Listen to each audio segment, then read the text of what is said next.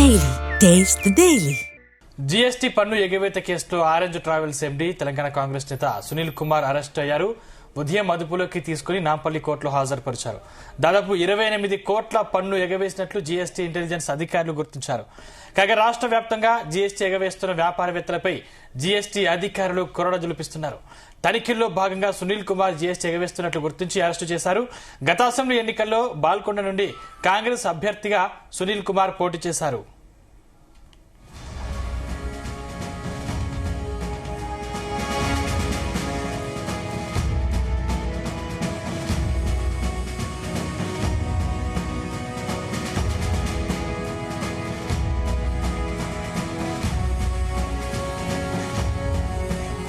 GST పన్ను ఎగవేత కేసులో orange travels MD Telangana Congress నేత సునీల్ కుమార్ అరెస్ట్ అయ్యారు. ఉదయం అదుపులోకి తీసుకుని నాంపల్లి కోర్టులో హాజరుపరిచారు.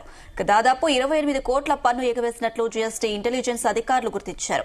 కాగా రాష్ట్ర వ్యాప్తంగా జీఎస్టీ ఎగవేస్తున్న వ్యాపారవేత్తలపై జీఎస్టీ అధికారులు కొరడ జులిపిస్తున్నారు. తనిఖీలో భాగంగా సునీల్ కుమార్ జీఎస్టీ ఎగవేస్తున్నట్లు గుర్తించి అరెస్ట్ చేశారు.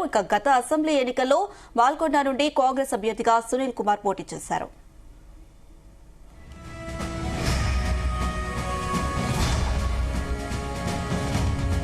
ఇదే అంశానికి సంబంధించి మరిన్ని అప్డేట్స్ మా క్రైమ్ బ్యూరో చీఫ్ రవితేజ అందిస్తారు. రవితేజ, జీఎస్టీ ఎగవేతపై డీజీజీఐ ఉక్కుపాదం మోపుతా ఉంది. 50 కోట్లకు పైగా పన్ను మోసాలకు పాల్పడ్డటువంటి 2 ఎండీలను అరెస్ట్ చేసి జీఎస్టీ అధికారులు ఒక మీడియా ప్రకటన రిలీజ్ చేయడం జరిగింది. ఈ జీఎస్టీ పన్ను ఎగవేత కేసులో director of general GST intelligence DGGI Hyderabad zonal unit దాడులు మరింత ముమ్మరం చేసి డేటా అనాలిటిక్స్ అంతర్ ఏజెన్సీ సమన్వయంతో సేకరించినటువంటి భారత సమాచారంతో భారీ స్థాయిలో జరుగుతున్నటువంటి అంతర్రాష్ట్ర పన్ను మోసాల వెనుక ఉన్న కీలక వ్యక్తులపై చర్యలు చేపట్టింది.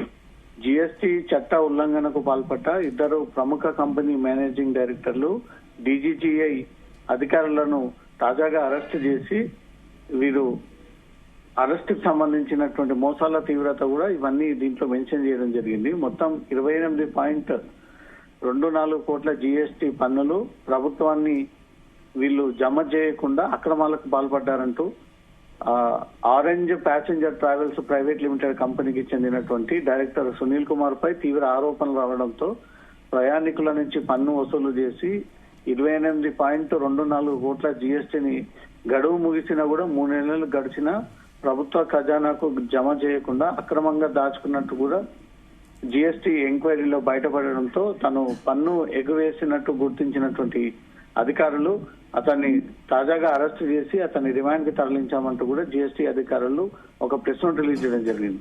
దాంతో పాటు trillion lead factory private limited managing director గా ఉన్నటువంటి చేతన్ 22 కోట్ల మేర నకిలీ ఇన్పుట్ ట్యాక్స్ క్రెడిట్ మోసానికి త్రుసుదారిగా వ్యవహరించినట్టు కూడా డీజీజీఐ గుర్తించి అతన్ని సైతం అరెస్ట్ చేస్తున్నట్టుగా కూడా జీఎస్టీ అధికారులు ప్రకటన చేయడం జరిగింది.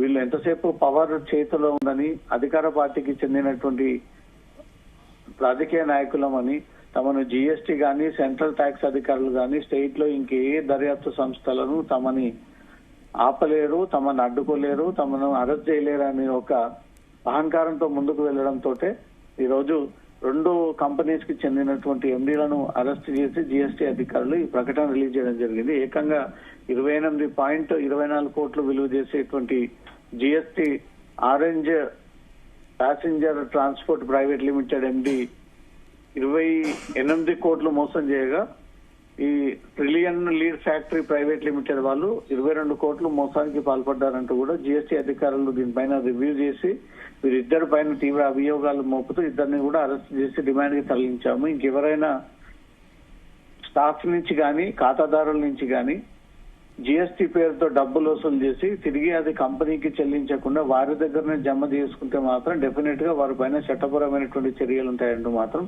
జీఎస్టీ అధికారులు మరోసారి తెలుగు రాష్ట్ర ఉన్నటువంటి వ్యాపారవేత్తలు హెచ్చరిస్తూ వీరిద్దరిని అరెస్ట్ చేస్తామంటూ కూడా ప్రకటించడం జరిగింది. అనుష, రవితేజ, ఎంతకాలంగా ఈ జీఎస్టీ ఎగవేత కొనసాగిస్తున్నట్లు దర్యాప్తులో తేలింది?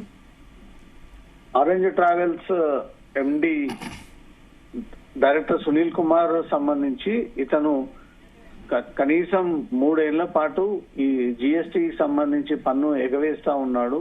అటు కస్టమర్స్ నుంచి వాళ్ళ స్టాఫ్ నుంచి జిఎస్టి పేరుతో డబ్బులు వసూలు చేస్తా ఉన్నా ఆ డబ్బులు మాత్రం తిరిగి వీళ్ళు జిఎస్టి రూపంలో సంస్థకు పే చేయట్లేదు అంటూ దీనిపై భారీ కుట్ర మోసాలు కీలక వ్యక్తులు ఉన్నారంటూ అధికారులు దీనిపైన చర్యలు చేపట్టి మొత్తం 28,24,00,000 పన్నుని సునీల్ కుమార్ ఎగ్గొట్టేటువంటి ప్రయత్నం చేశాడు. అతను కాంగ్రెస్ పార్టీకి చెంది గతంలో ఎన్నికల సందర్భంగా ఆయన ఎమ్మెల్యే పోటీదారుడుగా ఉన్నారు. ఇప్పుడు అధికార పార్టీలో ఉన్నాను కాబట్టి తనను ఎవరు కూడా టచ్ చేయలేరనే ఒక అహంకారంతో తను ఈ జిఎస్టి పే చేయకుండా పబ్లిక్ నుంచి వసూలు చేసి ఆ డబ్బులు వారికి చెల్లించకపోవడంతో ప్రధాన కారణం అంటూ కూడా ఆ 28 కోట్లు చెల్లించాలి అంటూ నోటీసులు జారీ చేయడము, తను అక్రమాలకు పాల్పడ్డాడంటూ కూడా జిఎస్టి అధికారులు గుర్తించడంతో ఇమీడియట్ గా అతన్ని అరెస్ట్ చేసి తనని రిమాండ్ కి తరలించాము.